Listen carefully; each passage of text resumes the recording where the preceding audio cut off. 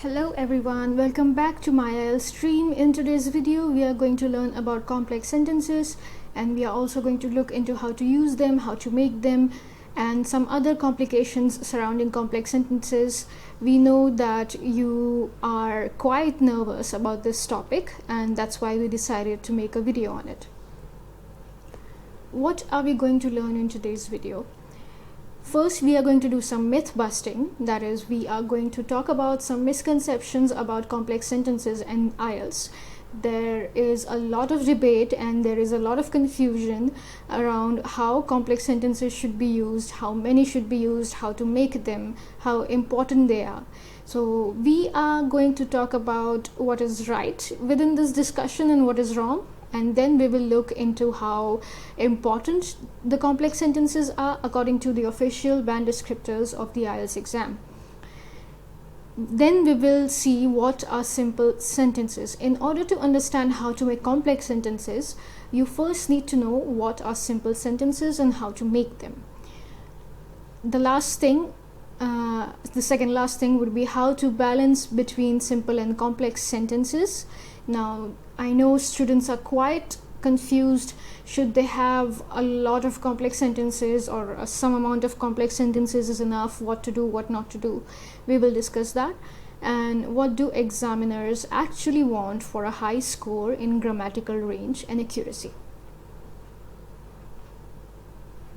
So, the misconceptions, the first one we are going to talk about is that in IELTS, your writing module should have all of the sentences complex. Now, this is something which is very wrong, and examiners are not actually looking for 100% complex sentences in your writing task 1 or writing task 2. You should use a mix of simple and complex sentences, and as we go ahead, we will prove this point by looking into the band descriptors.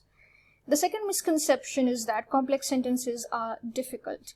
Now, complex sentences are called complex, but once you learn about them, they are not really complex. They are slightly different than simple sentences, but they are not difficult. So please stop being so nervous about complex sentences. They have high-level vocabulary.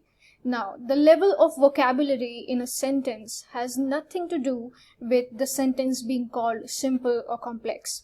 Now, vocabulary should be good, no doubt about that. But just because a sentence has good vocabulary does not make it complex. They are too long.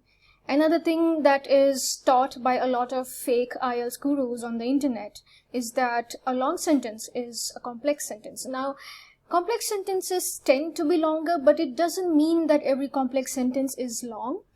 And it also doesn't mean that simply making long sentences will give you a higher band in grammar. Sorry about the last point being repeated. They are difficult. Now, how important are complex sentences?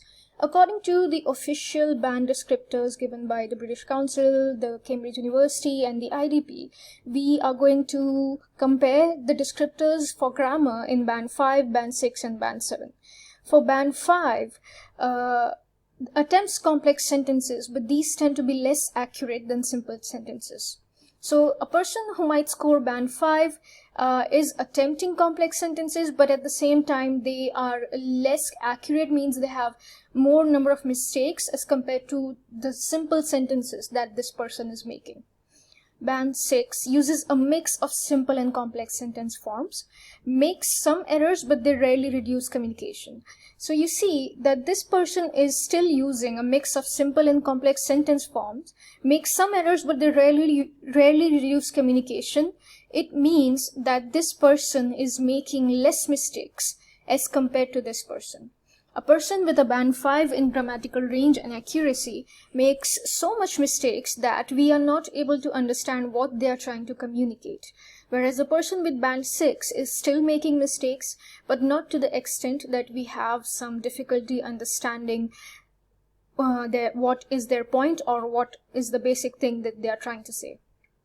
Band 7 uses a variety of complex structures, produces frequent error-free sentences.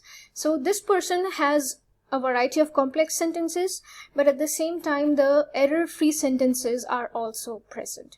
So complex sentences, we are seeing that they are important as we go ahead, but at the same time you should have good accuracy as well. Just attempting complex sentences and making a lot of mistakes is not going to do the trick for you, and at the same time just having a lot of simple sentences with a lot of mistakes, basic mistakes, that also is not going to help you.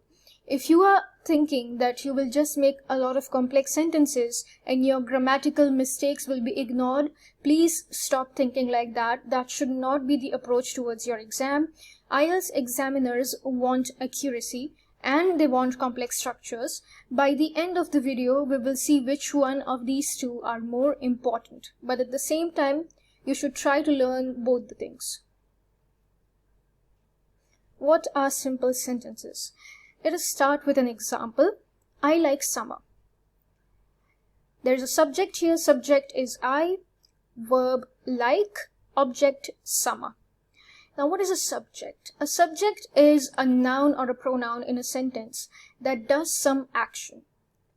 Verb is the action, and object is the action, a noun or the pronoun on which the action happens. Now, we won't go into very deep grammar at the moment. I just want you to understand that in simple sentences, there is one subject, there is one verb, and there could be one object, and or there could not be an object depending on the verb. So what do we have in a simple sentence? We have one clause, and it makes complete sense. Now, clauses are groups of words that have one subject and one verb. Now, if they have object or not, that's not quite relevant at this point, but I want you to understand that simple sentences have one clause, and the single clause itself makes complete sense. Like, I like summer, it makes complete sense. There is no confusion, there is no incomplete statement here. I am a student. This house is beautiful. She runs fast. Alice sings well. All of these are examples of simple sentences. All of them have one clause. All of them make complete sense. Now, in order to understand how to make complex sentences, we need to understand the main two different types of clauses that are there. So just like we did the last time with the simple sentences, I stayed awake and I studied. So these are both simple sentences. One clause makes complete sense. An independent clause, also known as the main clause, is a clause that contains a subject and a verb, and at the same time it is grammatically complete and makes sense on its own. So these two, both of these two are independent clauses. Both of them have one subject and one verb, and they make sense on their own. They are not grammatically incorrect. Both of these clauses are independent clauses, and both of these are at the same time simple sentences. Now I want you to look at this and think, if I only say, although I was tired, and then I finish my sentence there, will it make sense to you? Apart from that, the second thing is, because I had an exam.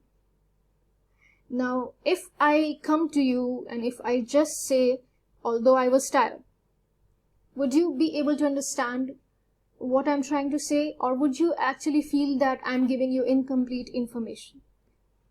On the second day, if I come to you and I just say, because I had an exam, would you be able to understand what I'm trying to say?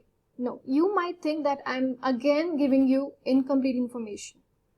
So both of these things are incomplete.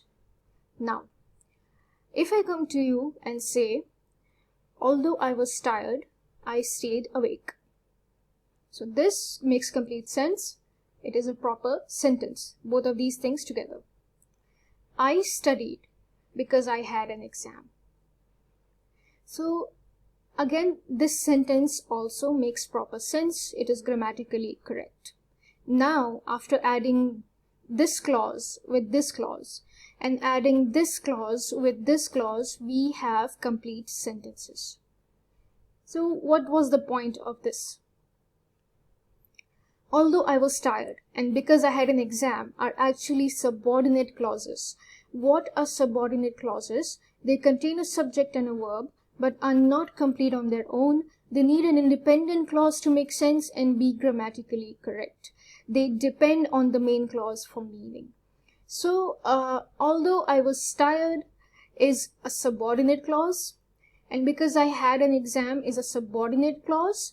Once I add another clause and make this a proper sentence, then only it will make proper sense. Although I was tired, if I stayed awake. So that's a proper sentence. So just this clause does not make sense on its own. It is grammatically incomplete. And the same goes for this one as well. So these two clauses are known as subordinate clauses and are also known as dependent clauses.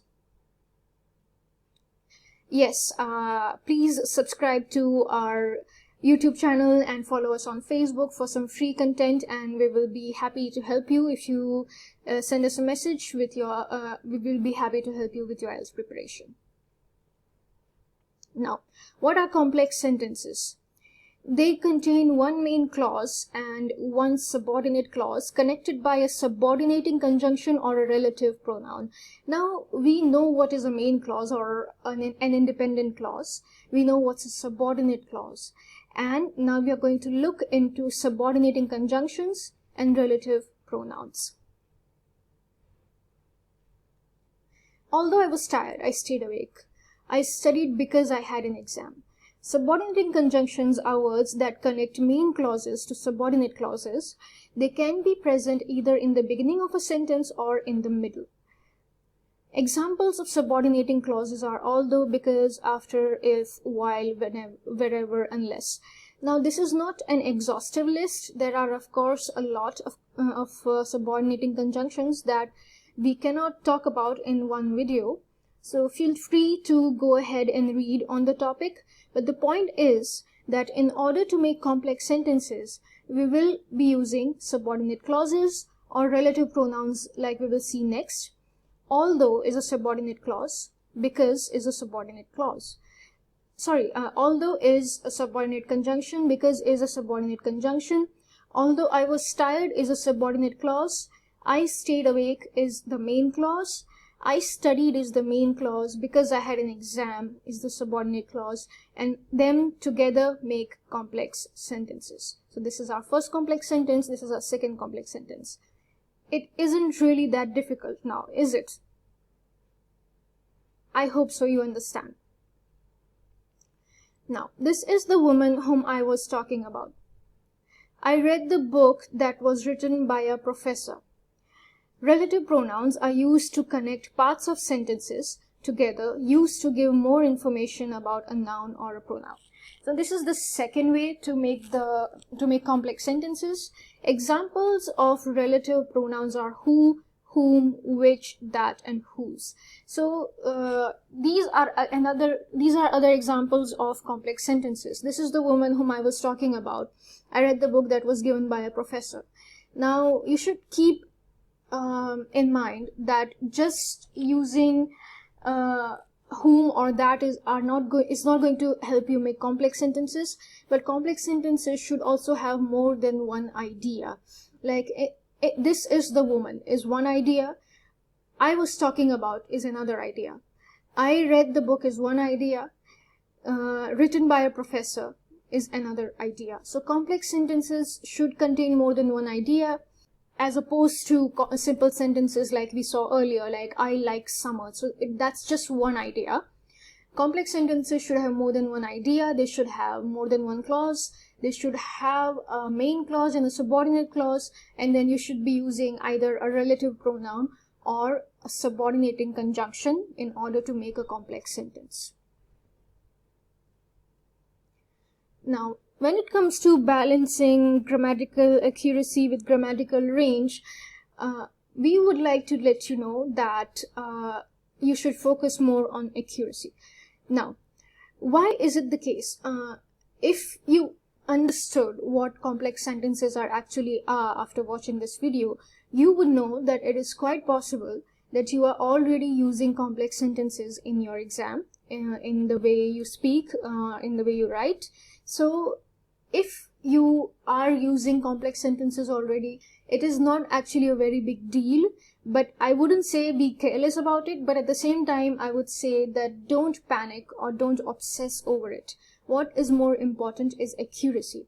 Now, if you try to have a bigger range, if you're trying to write more and more complex sentences, but because of that your accuracy is falling down, then that is not a compromise you should make.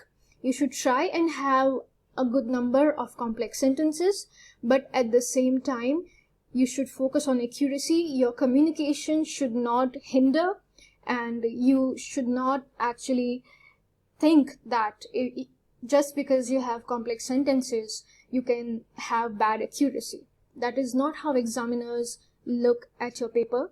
They want accurate answers. Now, what do examiners actually want? Band 7 uses a variety of complex structures, produces frequent error-free sentences, has good control of grammar and punctuation, but may make a few errors. So it's not like you cannot make a single mistake. Of course, everybody makes mistakes. Even very fluent speakers make mistakes, and you are allowed to make mistakes, but at the same time they should be less in number, and they should not hinder your communication. But for band 7, you should use a variety of complex structures. Means you should use more than one complex sentence. You should try and use a good number of complex sentences. That is what it means. And it produces frequent error-free sentences. So the number of error-free sentences should be high. So you should concentrate on accuracy, and has good control of grammar and punctuation, but at the same time you should take care of punctuation. Commas, full stops, colons, semicolons, inverted commas, whatever you use, you should try and have a proper use for all of them. This is what examiners want. They do want you to use complex sentences, but at the same time they want higher accuracy, and the takeaway should be that you should prioritize accuracy, but at the same time it does not mean that you should make all your sentences simple, because then you will not be able to explain your ideas. Complex sentences usually come along when you are explaining your ideas in essays. So if you try and balance it out and at the same time you maintain accuracy, that would be the best. That's it for today. I hope you enjoyed this video. I hope it helped you prepare for your IELTS exam. We have our own online course, and we have our Facebook page as well.